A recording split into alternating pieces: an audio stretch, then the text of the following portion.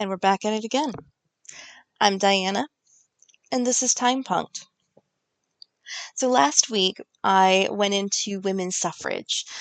So I went through at least a decent chunk of the story, talking from the Seneca Falls Women's Convention and how the temperance movement played a role in women's suffrage, all the way up through Woodrow Wilson's presidency and the ratification of the 20th Amendment, which gave women the right to vote. Well, it gave white women the right to vote. You wouldn't see black women get the right to vote until the Civil Rights Act, so with black men at the same time. Technically, black folks could vote legally. It's in the Constitution. It's an amendment to the Constitution. You cannot discriminate against a voter based on their race. That's why the 20th Amendment was needed.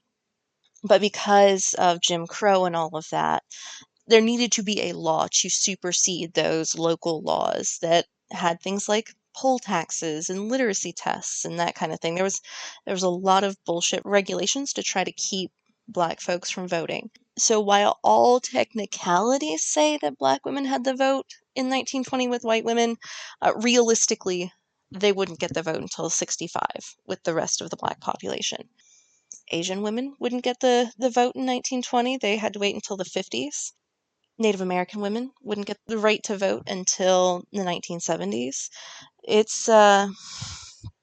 We have a long history of making sure that people stay enfranchised. The ones that we don't like, anyway. Land of the free. Anyway, one of the people that I mentioned in that episode last week was Ida B. Wells and her work in the suffrage movement, especially with Alice Paul. This week, I am diving in a little deeper into Ida. I want to be Ida B. Wells when I grow up because she was a badass and she didn't back down. She saw what she wanted and she took it. And she wouldn't let anybody else stand in her way. This didn't always make her a liked figure. It didn't always make her very popular in certain civic organizations, but it got the job done. Ida B. Wells was born on July 16th in 1862 in Holly Springs, Mississippi, born into slavery. Her father was recently freed. He was a carpenter. He had apprenticed under a master carpenter and now had a profession and could earn financial independence through this skill. Her mother was also a slave when Ida was born, and they were both freed once the Civil War was over and the Emancipation Proclamation was officially put into effect.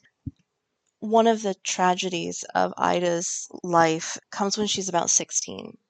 Her family went through a yellow fever epidemic, and both of her parents died in that epidemic, along with the baby brother. So at 16, she is left alone with her 5 siblings, her 5 younger siblings. She's the oldest. While neighbors were willing to help, to take 1 or 2 of the kids to raise them, Ida insisted that her parents would spin in their graves if they saw them being split up like that. So Ida decided, I am going to take care of my family. My brothers and sisters, I'm going to take care of them just the same way that my parents would. So she goes and she gets her teaching certificate. She had been in school and graduated from college at this point. And by college, it's more like teacher training, high school kind of college, as opposed to the way that we understand college today. So she was able to get her certification to teach in a rural school, and she started doing that. Once she realized that she could move into an urban school and make more money, she moves to Memphis, Tennessee. And so she's, again, making more money and sending it back home for her family. But at this point in time, when she's in Memphis, she starts writing for the press, writing under a pen name. Her pen name was Iola. She's writing in almost every major black newspaper, in a lot of church journals. Pretty much any organization that had the means to put out a paper of some sort would do so. And she wrote for a ton of them. She became known as the Princess of the Press because she was writing for so many things and she was so well known. Well, her pen name was so well known.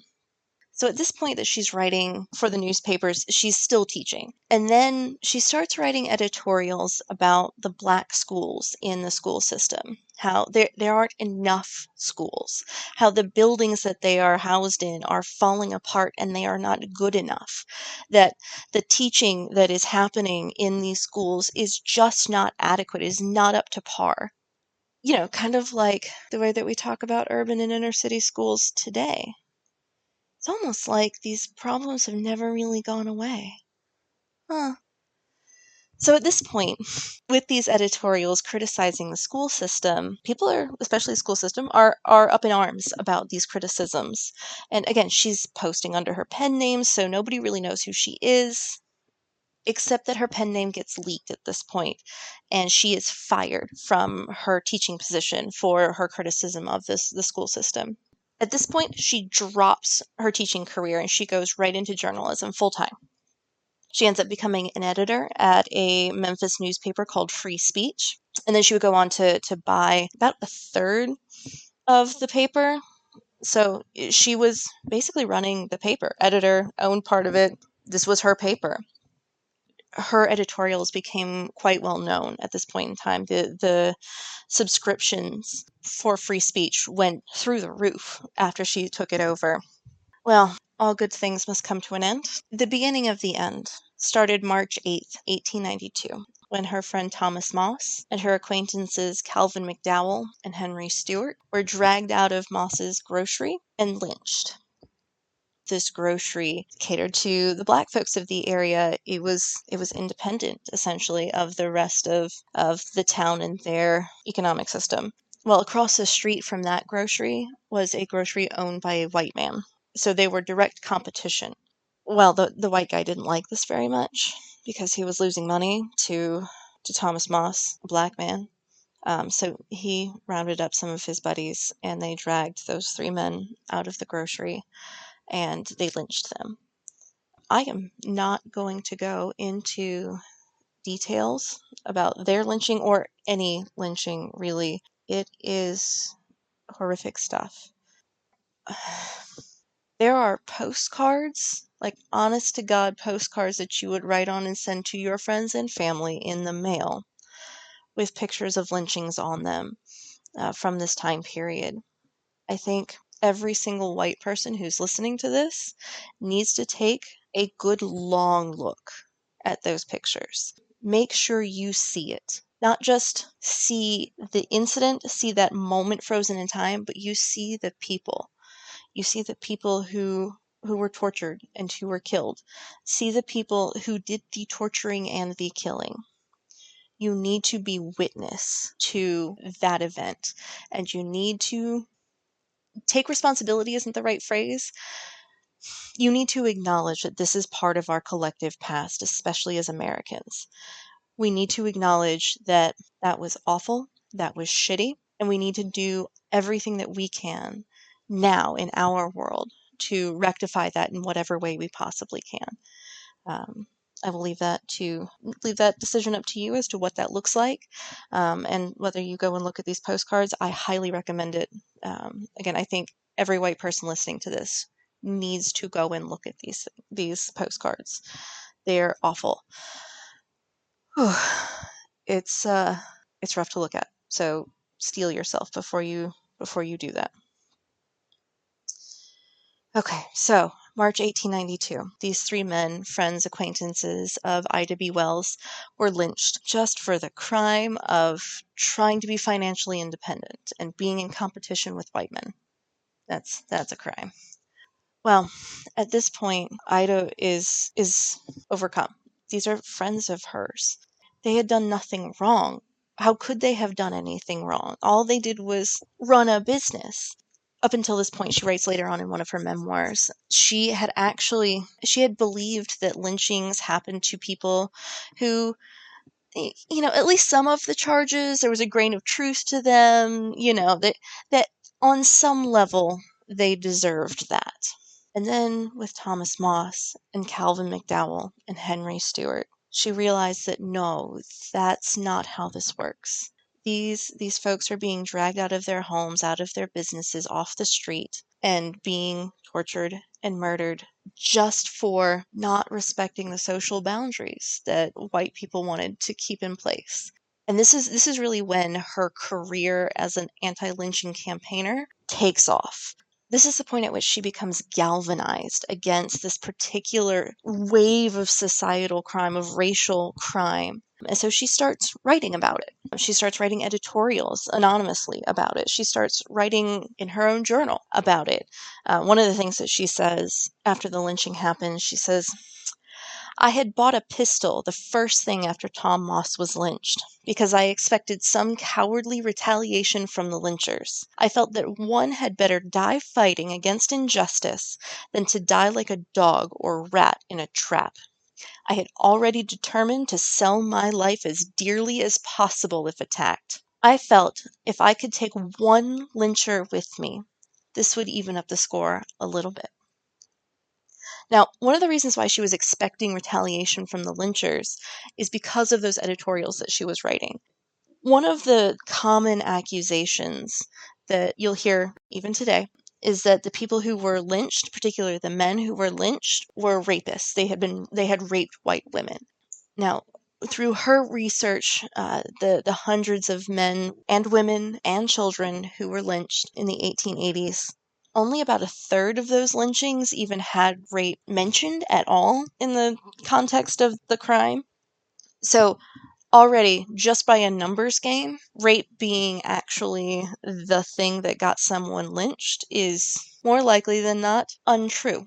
But then you have to add the societal layer here. This isn't just about a crime, a rape. This is also about how the races interacted in the 1880s, 1890s. You have to remember that miscegenation laws, I am never sure how to pronounce that word, so let me hold that thought. Miscegenation laws are in effect at this point in time.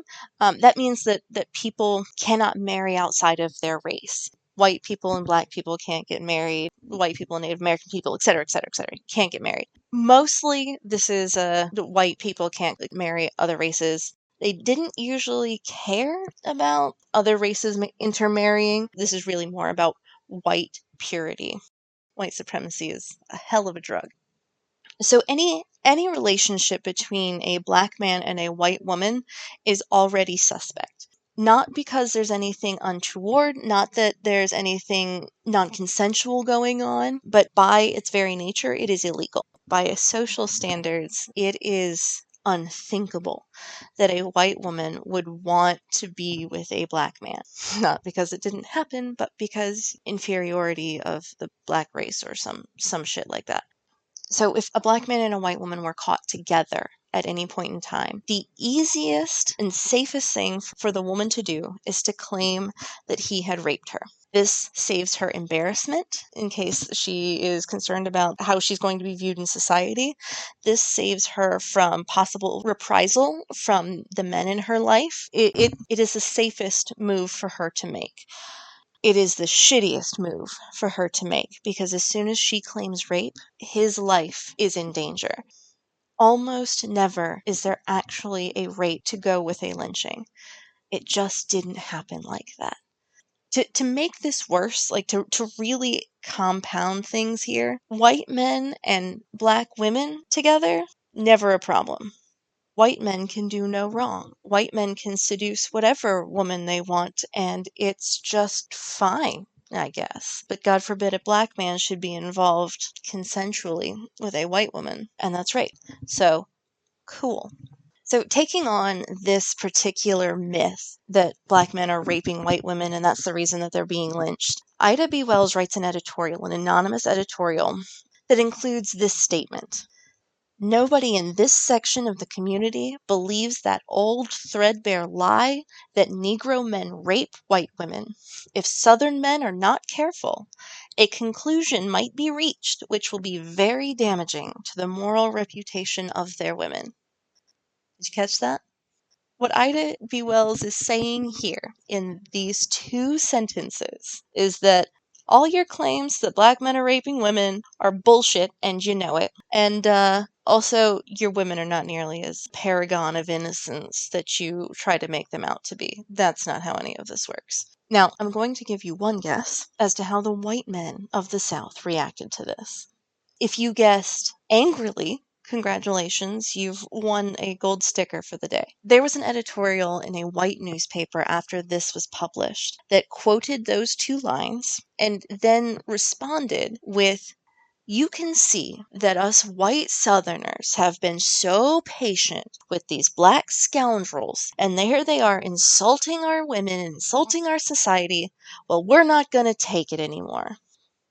Calm down, D. Snyder. So they go on to threaten the life of the author of this section. They don't know that Ida is the author of it. At some point, that does come out that she's the author of this editorial. And wouldn't you know it, a group of white guys get together and they go and they rampage through the free speech offices. You know, the newspaper that Ida's the editor for, part owner of, and they destroy everything. They just take everything apart. They had fully intended to take her and lynch her when they got there. She was lucky. You can call it luck. You can call it divine providence, whatever you want to call it.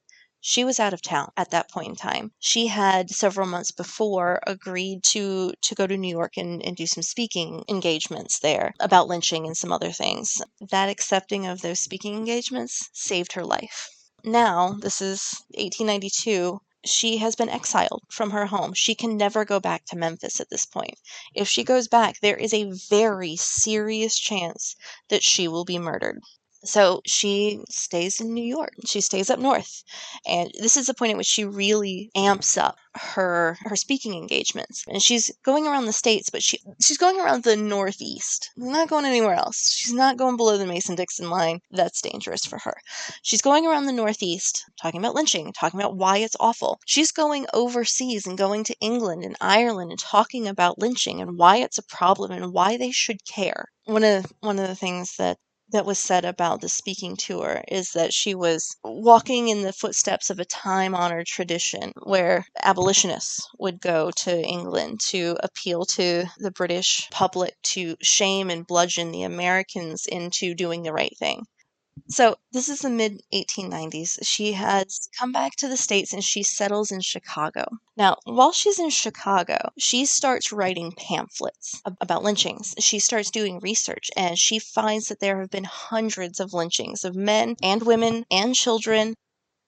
While she's putting together all of this data, she is also taking accounts of those lynchings straight from white newspapers. So, of course, white newspapers are going to talk about lynching in a very different way than black newspapers are going to talk about lynching. And part of her reason for doing this is it gives her some credibility. The things that she's saying are immediately backed up by reliable sources, the white newspapers of the time.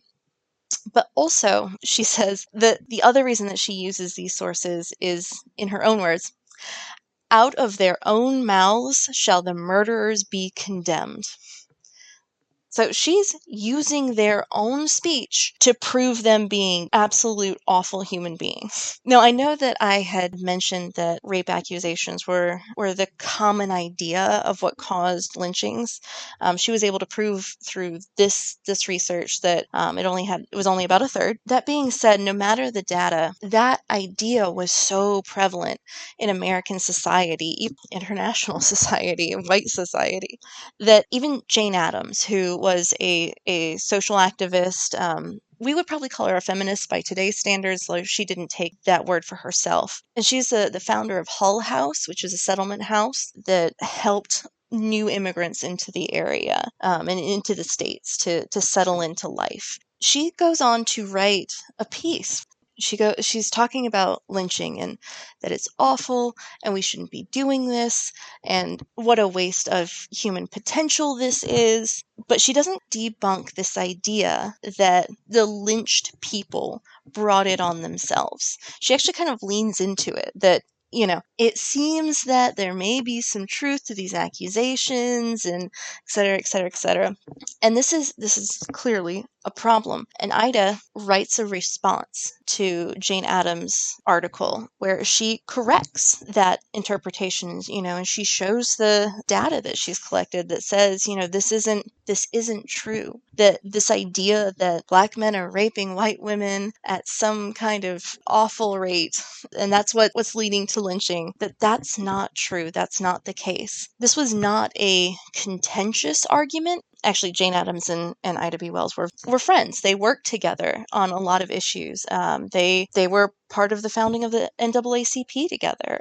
They worked very closely together on a lot of things. So that's pretty cool. I didn't know that until very recently. So I'm going to come back to the mid 1890s, 1895. This is when Ida B. Wells gets married and becomes Ida B. Wells Barnett, hyphenated Wells Barnett. This is super unusual at the time. She wanted to make sure that people still knew who she was, that she didn't lose any of the credit for her work from her past work, but she's still a married woman and she wants to take her husband's name.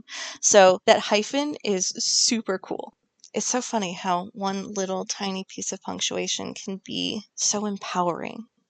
So at this point in time, she has purchased another newspaper, The Conservator, in Chicago, where she's living, from her husband, actually, before they got married. And she's running this new newspaper, and she's spending lots of time on anti-lynching, but she's also spending lots of time on other issues, things like women's suffrage. One of the ways that she fought for women's suffrage was by starting women's clubs, and specifically colored women's clubs, which was the term that they used at that time. These social clubs where the Black women would come together and they would share and they would educate and they would talk through the social issues of the day. And some of them were about specific topics, but not all of them. Sometimes they would take on multiple topics. Ida B. Wells started at least 3, one of which was in her own name. She helped to bring all of those clubs together in a regional organization so that there could be a little bit more, organization. At this point, she's married, she's working with social clubs. She has her first kid in 1896, a son. And almost immediately after she gives birth, she goes out on a speaking tour. She says something along the lines of, I think I'm the only nursing woman who's ever been on a speaking tour before in this country. This is another way that Ida is breaking down expectations, breaking down walls. She is maintaining her speaking career, her activist career. And she is also a wife and a mother, and this is almost unheard of at this point in time. If a woman was an activist, there's a very good chance that she was unmarried, but almost never had children. And if a woman was a mother and a wife, she was not active in the same way that the other big names were active, like Susan B. Anthony and Jane Addams and such. So she really rides this line and is able to have this, in modern terms, work-life balance that a lot of people didn't have at that time. A lot of people don't have today, to be honest. The birth of her first child really brings a new perspective of herself. She writes that being a lecturer or an activist or a teacher or a mother, these are equal occupations. Each one of those things is crucial, and they are all needed, and they should be valued similarly. She really relishes her role as a mother. She does go on and say things like, the women who shirk their duties in becoming a mother, are not just depriving the world of their children, but they're also depriving themselves of motherhood. Now that's a bit much.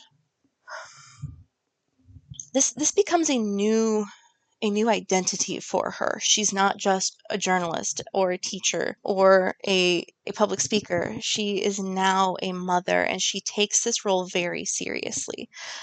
She goes on to have 4 children altogether, and she really, again, revels in that idea, in that role of motherhood. But she doesn't stop speaking and writing. The 19 teens were seeing her making trips out to DC or New York for suffrage gatherings, for national suffrage gatherings. When she went to DC for the first women's suffrage parade in 1913, she had gone with the Illinois delegation, which had tried to get her to leave their delegation and go marched with the colored women's section. And Ida threw a fit for good reason. Like, they tried to kick her out of her own state delegation when she's doing so much work to organize women in that state.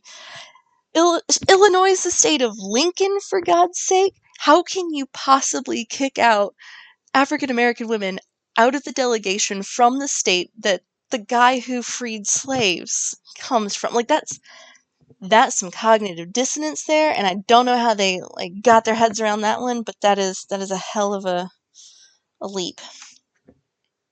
But she said, you can't kick me out of this delegation. I need to be here. If I'm not here, if I don't march with you, you will have lost all of the black women in Illinois at this point. You need to have not just white women here.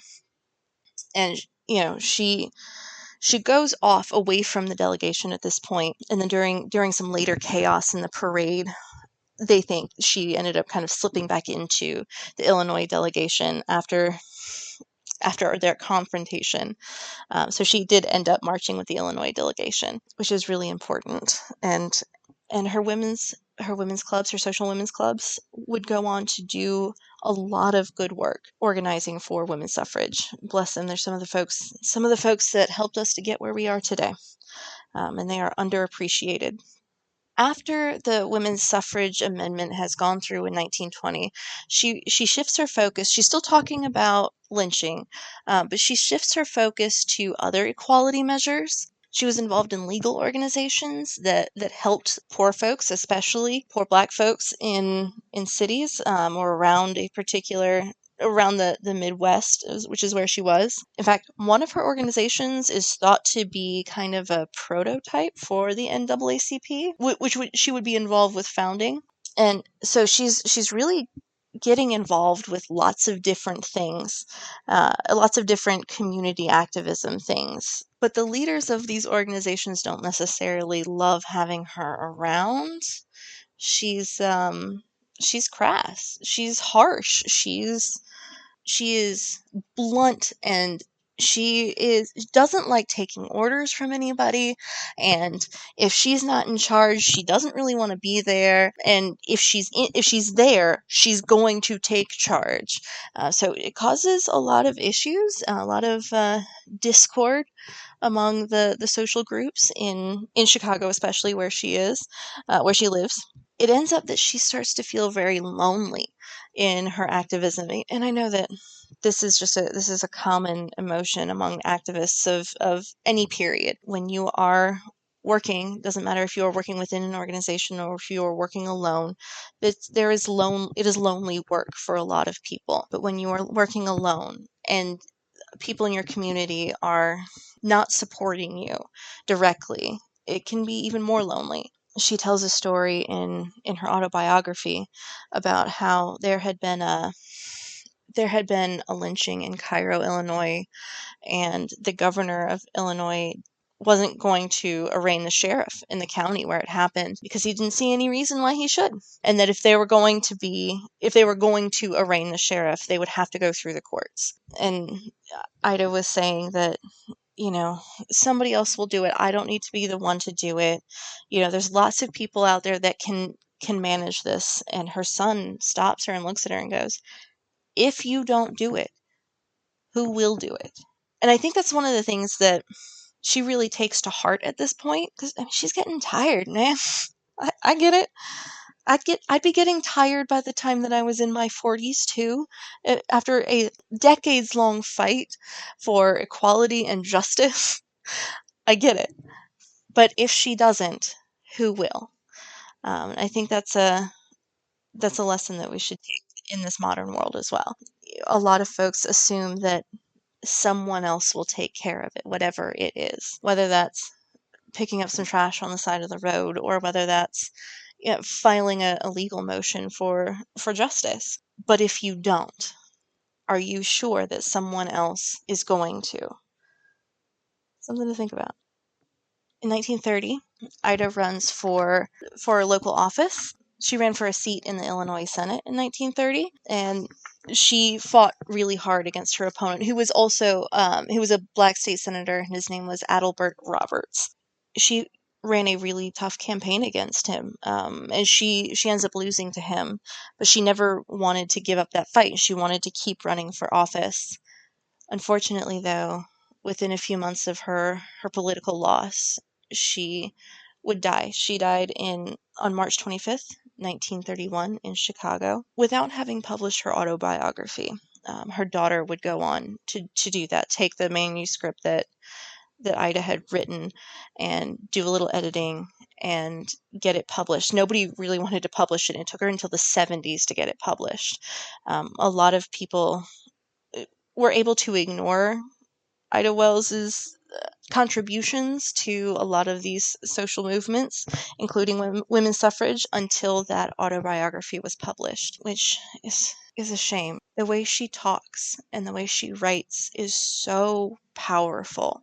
And it's not just things, it's not just the things that she says, but it's the way that she says them. One of the things that I really love in some of her pamphlets, she would take quotes from the white newspapers, right? And they're talking about, such and such a town sent 50 of their best men onto the ferry, etc., whatever. And so when she wrote this out in her pamphlet, what she wrote was, such and such town sent 50 of their best, question mark, in parentheses, men to get on this ferry. She specifically makes use of this really sarcastic question mark. When I first came across this, when I was reading through her pamphlets, I thought it was a typo. I thought it was a mistranslation or a mistranscription. Sometimes PDF files and internet files, it just kind of does that. There's errors in the coding and whatever, and that's what I thought it was. Until later on, and I was reading some other things, that's something she specifically did for people to take note of the way that those things are being worded. Are they their best men? Are those people really scoundrels? She's not making an argument about it, but she is making you stop and think about it, one way or the other. She was an incredible writer, and she was an incredible activist. She is not nearly appreciated enough in our country. She is not talked about enough in our history books, in our history classes. Something I talked about last week is that I hadn't appreciated women's suffrage movement as much as I should have before I started doing this research, because I didn't feel like it had been taught appropriately. And that's just a consequence of patriarchy. I have to say, I'm really appreciative of Ida B. Wells Barnett and her work. The things that she wrote, the things that she did, they really helped pave a way for other women to do similar things, to follow this road of activism and also home life. But a lot of folks followed in her footsteps and would create important organizations and take on large campaigns against injustices. And she's really impressive for that, and I really appreciate her for that. I really appreciate her daughter for publishing her autobiography in the 70s. We wouldn't know nearly as much about her if it were not for her autobiography, and several scholars who dug into that autobiography and other primary sources about her. I am very thankful for all of those folks. But I think that's about all I have for this week. I did start a Facebook page for Time Punked. It's facebook.com/timepunked. My Tumblr page, timepunked.tumblr.com. You can always email me at timepunked@gmail.com. You can drop me a line in any one of those places if you have any questions. I'd love to hear suggestions about things that I should cover later. If you have any suggestions at all, I would love to hear them. Thank y'all, and have a good week.